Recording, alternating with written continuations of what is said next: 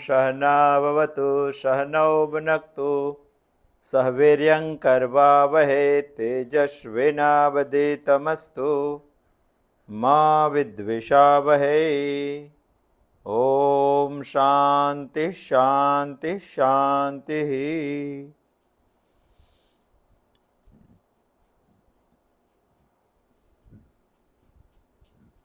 केनोपनिषद का चौथा खंड हम देख रहे हैं। वैसे आज होलिका भी है। होलिका यानी सत्य का विजयी, धर्म का विजयी। वैसे तो हम वैसे भी सोच सकते हैं कि प्रहलाद को भी ब्रह्म के बारे में बहुत सारी समझ थी, इसीलिए तो वो महासत्ता उन समय जो थे, वैसे उनके पिता के सामने भी तीख सका। महासत्ता के सामने प्रहलाद अकेला था। प्रहलाद छोटा था, फिर भी हिम्मतवान था, क्योंकि उनके पास हिम्मत थी ब्रह्म ज्ञान की। ब्रह्म मेरे साथ है, मैं ही ब्रह्म हूं, दुनिया की किसी भी ताकत मुझे डरा नहीं सकती है, ऐसा तेजस्वी हिम्मतवान प्रहलाद ब्रह्म के ज्ञान के बाद लिए था। ब्रह्म की बहुत बड़ी ताकत प्रहलाद को सहकार में थी। इसीलिए तो जिनको ईश्वर का वरदान था, ऐसी होलिका, कभी न जलने वाली होलिका आज के दिन में जल गई थी और प्रहलाद विजयी हो गया था। जैसे देवों का विजय हुआ, वैसे प्रहलाद का विजय हुआ। मगर प्रहलाद को ब्रह्म से मेरा विजय है पहले से मालूम था। देव मिथ्याभिमान में भूल गए थे। हम ही विजयी है, हम ही महिमावान है। तभी तो यक्ष को प्रकट होना पड़ा और यक्ष ने अग्नि और वायु की परीक्षा लेकर इंद्र को उपदेश किया उमा के स्वरूप में। उमा देवी ने इंद्र से कहा, सा ब्रह्म एति इति, यही तो ब्रह्म है। इतनी बातें बताकर उपनिषद ने दूसरे और तीसरे मंत्र में, चौथे खंड में, ब्रह्म ज्ञान जिनको हुआ है उनका महानत्व कहने में शुरुआत की है। तीनों देव महान है अन्य देवों की सामने, इसीलिए ब्रह्म का सबसे नजदीक से स्पर्श तीनों देवों ने पहले किया। तीनों ने ब्रह्म को जाना। ये तीनों की हमें समानता लगती है, मगर वैसे जैसे सोचते हैं वैसे समानता नहीं है। तीनों में अग्नि और वायु ने ब्रह्म का स्पर्श किया, मगर ब्रह्म की सही समझ उन्होंने इंद्र के पास से ली है। और इंद्र ने दृष्टानुभूति से ब्रह्म का सबसे नजदीक से स्पर्श भी किया और सबसे पहले प्रथम ही ब्रह्म ये ब्रह्म है ऐसा इंद्र ने ही जान लिया। इसीलिए इंद्र सबसे बढ़कर है, इंद्र सबसे महान है, इंद्र सबसे श्रेष्ठ है। इंद्र ने उमा देवी, विद्या देवी, सरस्वती देवी, ब्रह्म देवी के पास से श्रवण करके ब्रह्म ज्ञान लिया और इंद्र ने ही अग्नि और वायु को ब्रह्म ज्ञान दिया। अग्नि और वायु ने अन्य देवों को ब्रह्म ज्ञान दिया और ब्रह्म की समझ देवों ने मनुष्य को दी। प्राणी मात्र में यदि मनुष्य महान है तो मनुष्यों में देवता महान है, देवताओं में तीन देव महान है, तीन देव में इंद्र महान है। ऐसा क्यों? ऐसा क्यों? इंद्र परम है, इंद्र श्रेष्ठ है।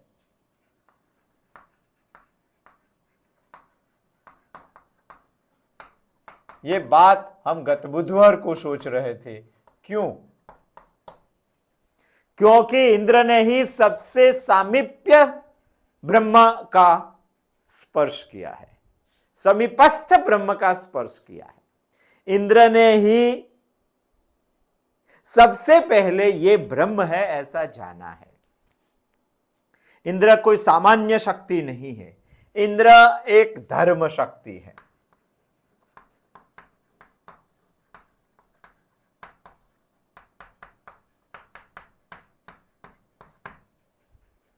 इतना नहीं, इंद्र बहुत बड़ा कर्मयोगी है, बहुत बड़ा कर्मयोगी है। कर्मयोगियों की पराकाष्ठा है इंद्र, इसीलिए इंद्र महान है। हमने नहीं बताया, देवों ने नहीं बताया, मनुष्यों ने नहीं, श्रुति ने बताया। अतितराम अन्य देवात, इंद्र अन्य देवों से अतितर है, बढ़कर है। क्योंकि इंद्र इसीलिए महान है, इसीलिए कर्मयोगी है, क्योंकि इंद्र ने 100 राजसूय यज्ञ किया है। कोई 100 राजसूय यज्ञ करेगा तभी इंद्र पद प्राप्त होता है। एक राजसूय यज्ञ माने सारी पृथ्वी पर जितने भी मनुष्य है, सारी पृथ्वी पर, सारे भूखंड पर एक ही विचार निष्ठा के सोच के अंदर लाने का।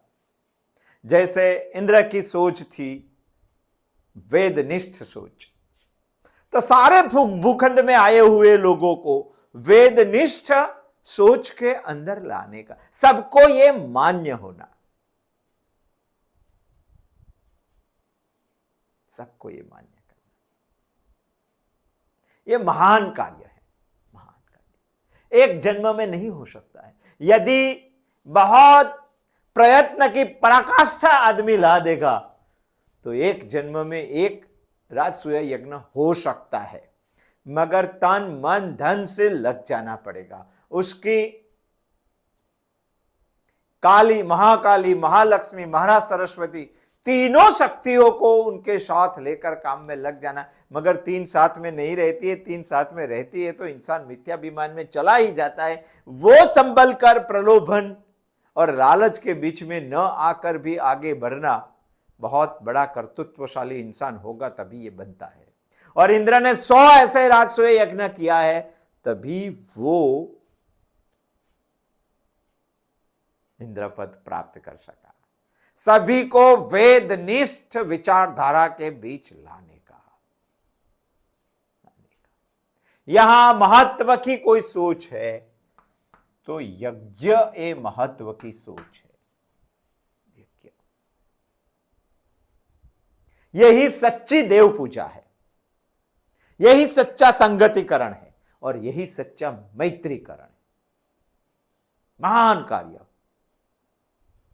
अज्ञानी लोगों, सामान्य जीवन दृष्टि वाले लोग रहते ही हैं, उनको दिव्य दृष्टि, जीवन दृष्टि देने का महान यज्ञ इंद्र ने किया है, महान कार्य किया है। यज्ञ के बारे में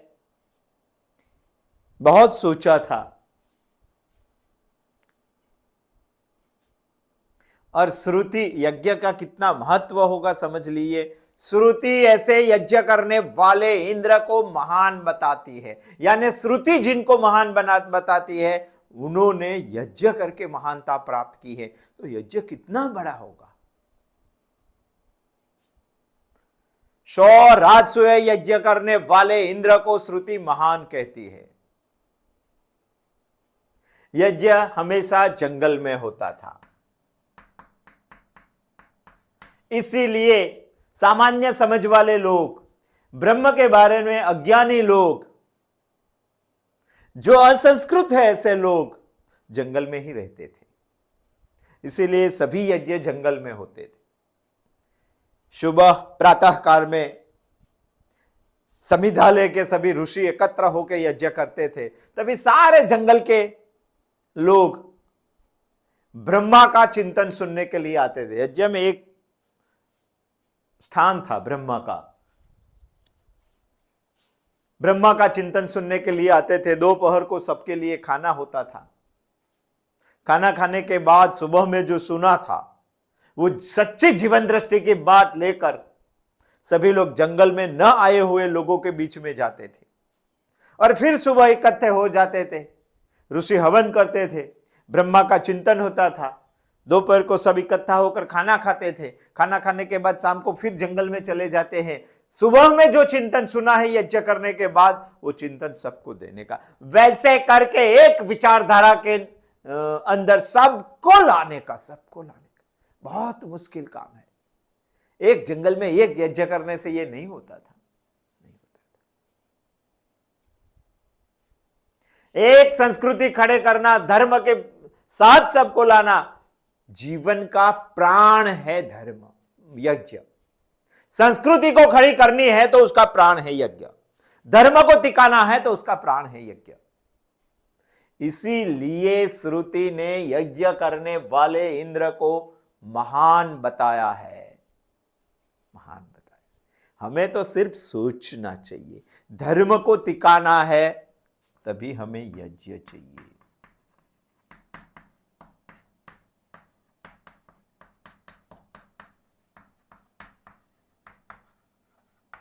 इसके बगैर धर्म अभी टिक नहीं सकता है।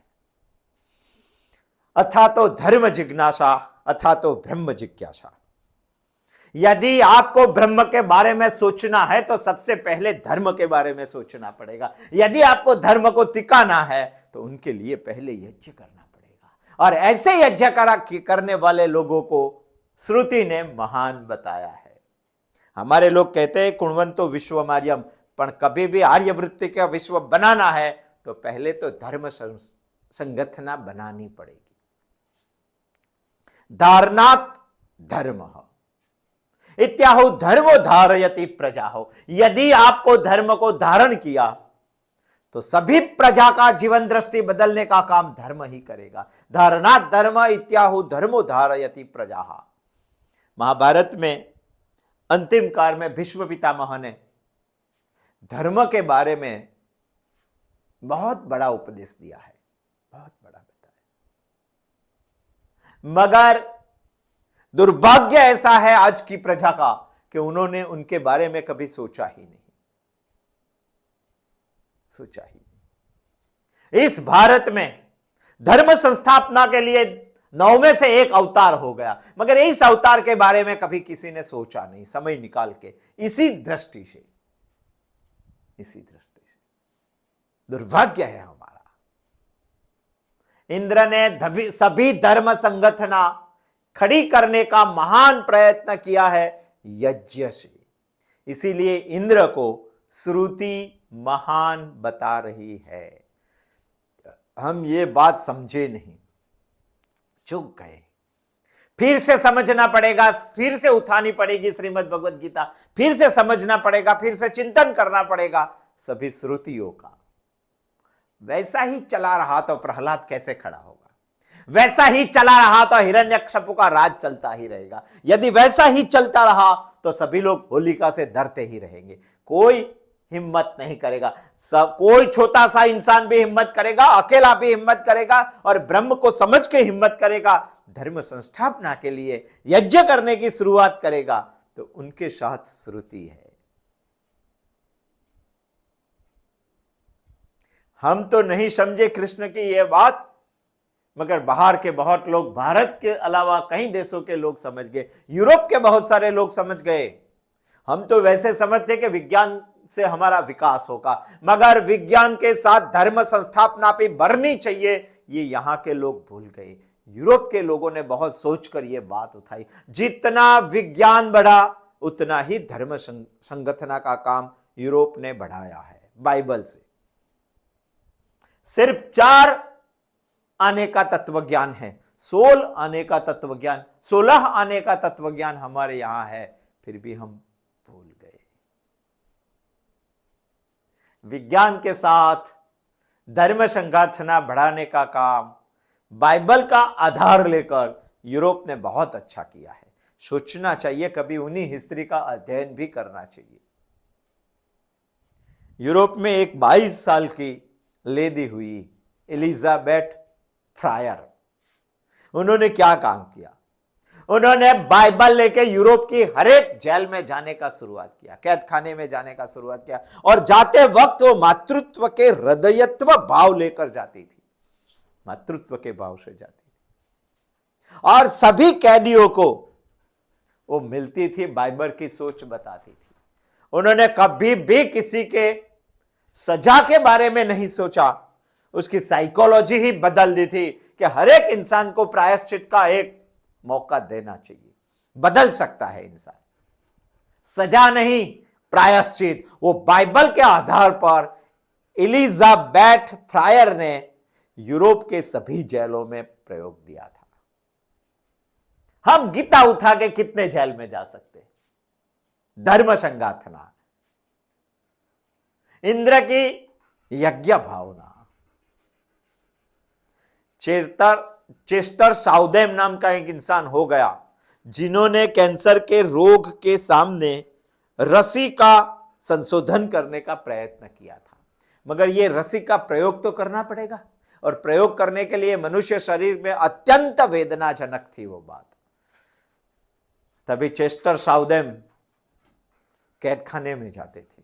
जिन जिन को जन्मतिप की सजा मिली है उन सबको मिलता था, और उनके ऊपर उन्होंने ये प्रयोग करना था। उनके लिए उन्होंने जन्मतिप की सजा मिलने वाले 25 कैदियों की जरूरत थी। उन्होंने सभी जेलों में ये बात बता दी। तभी उनके पास अत्यंत वेदनाजनक दवाई शरीर में लेने के लिए 130 लोगों ने एप्लीकेशन की थी। 130 लोगों ने। क्यों? एलिजाबेथ फ्रायर ने बाइबल लेके सभी जेल में यह प्रयत्न किया था। सभी जेल में जन्मतिप की सजा लेने वाले लोग सोच रहे थे, हम खुद के लिए तो मर जाएंगे मगर दूसरों को बचाएंगे, दूसरों को बचाएंगे। हमारा खुद का अंतिम समय हम दूसरों के लिए उपयोग करेंगे, खुद को खोएंगे, खुद से जाएंगे, दूसरों को बचाएंगे। ये धर्म संगठना बगैर नहीं हो सकता है। यूरोप में एक कैटकर पंथ है। कैटकर पंथ में जॉन हॉक नाम का इंसान हुआ है। उन्होंने उसी समय में अधःपतित धर्म गुरुओं और मदांध हुए सत्ताधीशों के सामने एक संस्था खड़ी की थी। युवानों को तैयार किया था बाइबल का आधार लेके।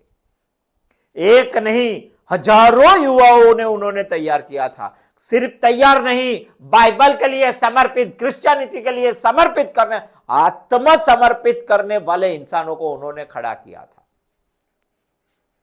धर्म के बारे में यह काम हो सकता है, यज्ञ से यह काम हो सकता है। हमारे यहां सनातन काल से यह विचारधारा है, मगर आज हम भूल गए हैं। एंकल कैंप, कोई नहीं जाता था वहां बाइबल लेकर जाने की, वो पहले हिम्मत करता था। कोई नहीं जाता था, पहले जाने की हिम्मत करता था। एक संस्था उन्होंने भी खड़ी की थी। वो संस्था में उन्होंने भिन्न भिन्न लोगों को समाविष्ट किया था और भिन्न भिन्न लोगों के पास रहकर अलग तरह की जो भाषाएं हैं वो सीखता था। विश्व की सभी ज्ञात भाषाओं में उन्होंने बाइबल का भाषांतरण किया है। श्रीमद् भगवत गीता के बारे में हम कितना सोच सकते, हमारी श्रुति के बारे में हम कितना सोच सकते, कितना सोच सकते। क्वचिडोर, क्वचिकेर और स्पेनिश बहुत मुश्किल भाषा है। वही भाषा में भी अंकल कैंप ने बाइबल का भाषांतर किया था। धर्म के नाम में बहुत जुनून था। धर्म ही सबको प्रेरणा देता है, ऐसी मान्यता यूरोप के लोगों की बन गई थी। एक इक्वाडोर नाम के जंगल थे। वही जंगल में ऑक नाम की प्रजा रहती थी। नरभक्षी लोग थे, समय आने पे इंसान को भी खा जाते थे। ऐसे नरभक्षी लोगों में भी 5-6 युवाओं ने बाइबल लेकर जाने का प्रयत्न किया था। सभी लोगों ने ना बोला, बहुत पढ़े हुए लोग थे वो। खुद की पत्नियों को पूछकर उन्होंने जाने का प्रयत्न किया, गए। कोई नहीं जाता था धर्म के लिए, मरने के लिए, मगर ये युवाओं ने तैयारी की। धर्म का जुनून था। वापस नहीं आए। हमारे यहां की किसी की पत्नी धर्म के लिए गए हुए इंसान के बाद क्लेम करती है कि मुझे इतने पैसे चाहिए, अभी मैं जीऊंगी किसके साथ, मेरे बच्चे कैसे जिएंगे। मगर ये इक्वाडोर जंगल में जाने वाले धर्म प्रेमी आत्मसमर्पित लोगों की पत्नियों ने बोला, कभी ये नहीं आए तो समझ लो ईश्वर के पास चले गए। तो हम भी उधर जाने के लिए तैयार है। जो नहीं आया उनका बदला नहीं लाया, उनके पीछे जाने का ऐसा धर्म के प्रति प्रेम होता था। हमें सोचना चाहिए, समीक्षा करनी चाहिए।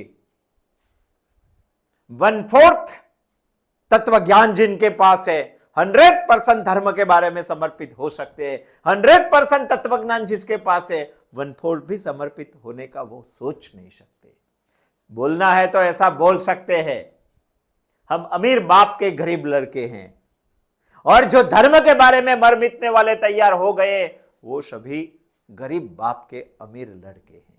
इसीलिए उनकी मां, उनका धर्म सब लोगों के पास पहुंच गया। आज भी दुनिया के सबसे ज्यादा लोग क्रिश्चियनिटी में हैं। क्रिश्चियनिटी में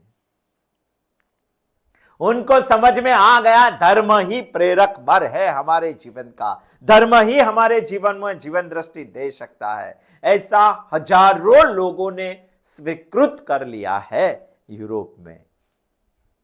धर्म संगठना खड़ी करनी चाहिए, और धर्म संगठना खड़ी करने के बाद समर्पित लोग भी खड़े होने चाहिए बाइबल से, ऐसा क्रिश्चियनों ने माना है।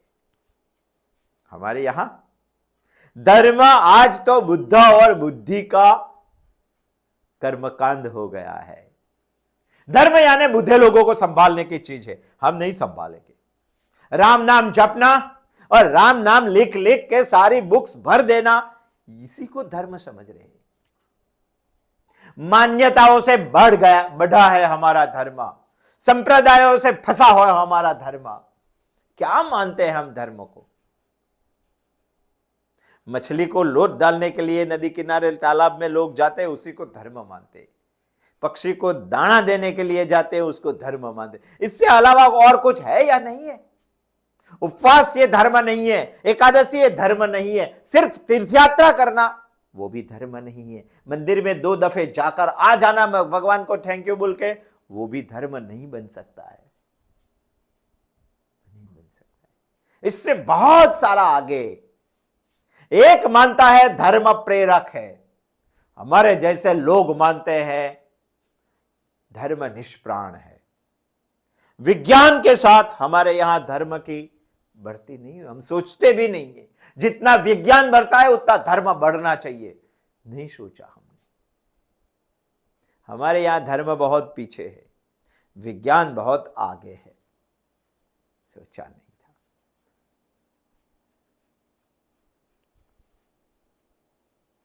इस देश में कृष्ण जैसा धगधगित हुआ कर्मयोगी हुआ है। इसी देश में ईश्वर के दशा अवतार हुआ है। इसी देश में दुनिया को कुर्वन्तु विश्वम आर्य करने वाले सप्तर्षि ऋषि हुए हैं। हमारे पास फिर भी ऐसा क्यों? क्योंकि हमारी सोच नहीं है श्रुति की, हमारे कृति में नहीं है यज्ञ, हमारे जीवन में नहीं है धर्म। हम सिर्फ इतना ही समझते हैं इंसान को नीति नियम जो बताता है वही धर्म है। ऐसा इतना धर्म नहीं है। हमारी जीवन की दृष्टि बढ़ाने वाला धर्म है, हमारी जीवन की वृत्ति बढ़ाने वाला धर्म है, हमारे जीवन में कुछ धारण करने की वृत्ति करने वाला धर्म है। यदि हम धर्म को संभालेंगे तो धर्म हमें संभालेगा। एक छोटा सा प्रसंग परम पूज्य दादाजी बार बार बताते हैं कि एक बारोत राणा प्रताप के पास पहुंचा और उनका गुणगान गाने लगा। तब राणा प्रताप ने बताया कि मेरे पास तुझे देने जैसा कुछ नहीं है, मेरे सर पे एक पगड़ी है, मैं पगड़ी आपको दे देता हूं। वही बारोत सब राजाओं के पास उनका गुणगान गाने के लिए जाता था। राणा प्रताप के बाद वो अकबर के पास पहुंच गया। अकबर के पास पहुंचकर उन्होंने अकबर का गुणगान तो गाया, मगर सर उनके सामने झुकाया नहीं। तभी अकबर ने बताया कि हर बार वो सर झुका के बात करता है, आज वो सर क्यों नहीं झुकाता है?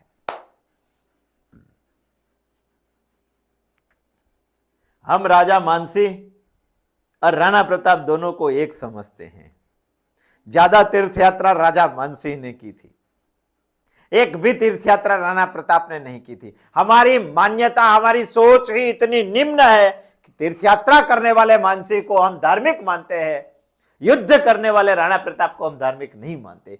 क्यों किया युद्ध, सोचते ही नहीं है। तभी बारूद ने अकबर को जवाब दे दिया कि प्रभु, मेरे सर पे जो पगड़ी है, जीवन में कभी भी आयु भर किसी के सामने झुकी नहीं है। ये पगड़ी मेरे सर पे है, इसीलिए आज ये बारूद का सर आपके सामने झुकेगा नहीं। सर काटना है तो काट सकते हैं, ये झुकेगा नहीं।